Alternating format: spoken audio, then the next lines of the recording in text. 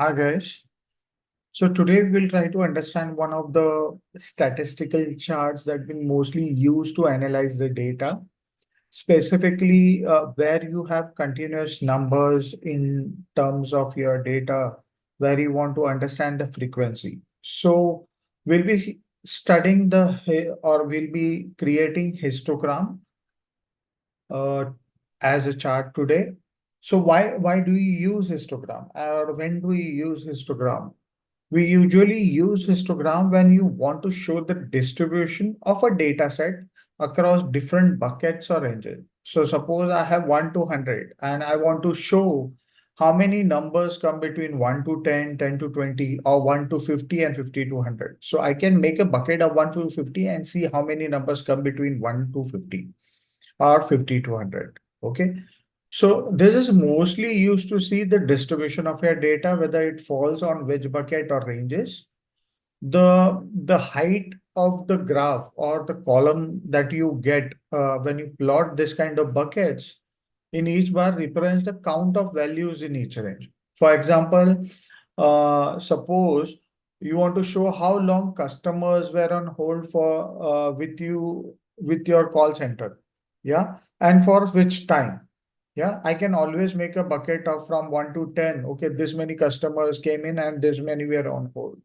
From 10 to 12 noon, this many customers have come and this many were on hold. So let's try and understand with the data rather than speaking on theoretically. Suppose I have test scores. Yeah, suppose I have this test scores with me and these are random numbers. Yes. And I want to know how many people were between 60 to 50 to 55, 60 to 70, 70 to 90, 90 to 100. What I'll do is I'll just select this data. Google Sheet makes it very easier. I'll select this data. I'll say go to insert. I'll say chart. Yeah. Usually it has automatically taken, since we have only one column of data, it has automatically shown me the ranges. So it has taken a range from 50 to 60, 60 to 70, 70 to 80, 80 to 90, and 90 to 100, because the maximum value that we have over is 95. So it has automatically plotted a range between 10 in each, and it has shown me how it looks like. Let me go to customize and put some data labels on this.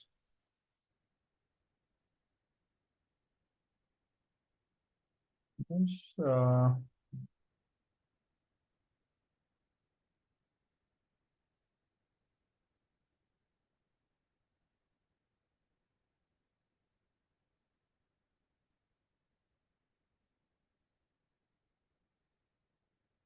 series test scores. Yes, I can see the test scores. Okay, I do not want to see the item dividers. So let's see one by one what are the options available in customize, and we'll add the data labels along with it. So it will usually show there are two numbers. These are two. Yeah. From 50 to 60, there are two uh, rows or two data in this list who are between 50 to 60. In between 60 to 70, there are four data points. So let us see whether from 50 to 60, are there actually only two data points? So 50 to 60, okay, 55 is the one which is between 50 to 60, and there is another 55. Okay, so there are two numbers who are falling between 50 to 60. We can see between 90 to 100, there is only one. So let me see, 95 is the only one which is between 90 to 100. Okay, so this is how it is shown. Let me see, there are some customized options which we need to look at when you have histogram, because there are specific things that comes up. So let's go to this option, which is histogram, which specifically comes when you select histogram as a chart. Yeah, it will ask you to show item divider. So every step, 1, 2, 3, 4, 5, 6 on the vertical axis, it will show you the divider. So let's say this way. Yes, you can see the dividers. Yeah. Bucket size, if you want to change the bucket size from, so now the bucket size are from 50 to 60. So the size is of 10 each. So if I want to change it to 15, or 25. I can do that. Yes. Or I can put here as 15. Yeah. Now you see the bucket size from 50 to 65, 65 to 80, 80 to 95. Accordingly, the graph has also changed. Yeah. So let me make it 10. Yeah. I can increase the bucket by making it 5. Yeah. So I can see from 50 to 55, I do not have any numbers. From 55 to 60, I have 2.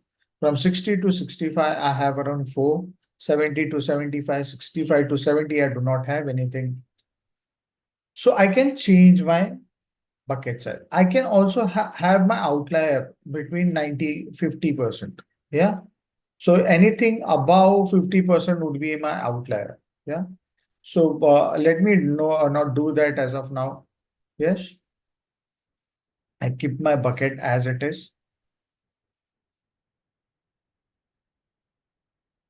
Yes, outlier 10%, 5%, if I want 1%, or 0%. I do not want any outlier to be put in as of now. Chart axis, you have only one axis, that's horizontal axis. Series, that's again the test scores that you have as your series. You can change the color. Yeah, same as we have done for line chart. Rest other options remains the same, where you can have the labels 30 degree, 60-degree, minimum value, maximum value, vertical axis, and grid lines and text. Yes. So I'm not getting into all this thing. The specific option that I wanted you all people to have a look at was histogram in customize, which will ask you to show item dividers, bucket size, and outlier percentile, which you can change. Okay. So this is how you depict a histogram for all your data. Let's see some other data if we have any. Suppose I have, let me check if I have any. Let me see the salary data of some of my employees. Yes. So suppose I have the salary data. Just a second. So I have the salary data with me, and I want to put it on a histogram so that I can understand where is the average of my salary going. So again, I'll go to insert, I'll say chart. Yes, okay, it's automatically showing me the histogram. Yes. So this is how you plot your histogram. Now, please do not confuse histogram with column charts, because column chart will have space between the two buckets that are there. Yes, here there will be no space because the x-axis always shows you, this x-axis will always show you continuous values. Yeah, it will always have continuous values. Yes, histogram on x-axis will always have continuous values, and the y-axis will show you the count, which is the frequency. Yes, whereas bar chart, if you go to our previous sessions, will can have continuous, but they can also have discrete value. When I say discrete value, it can have name of a city, name of a country, name of a person, name of a company, male, female, anything we can depict over here just to show what is his contribution to the entire. Yeah. Wherein histogram shows you the trend in which the data lies in a particular bucket. Yeah. So you can always visit in my description where I have shown you what is bar chart. Also, you can review on Google what do you mean by histogram and what are they used for. That will be more helpful.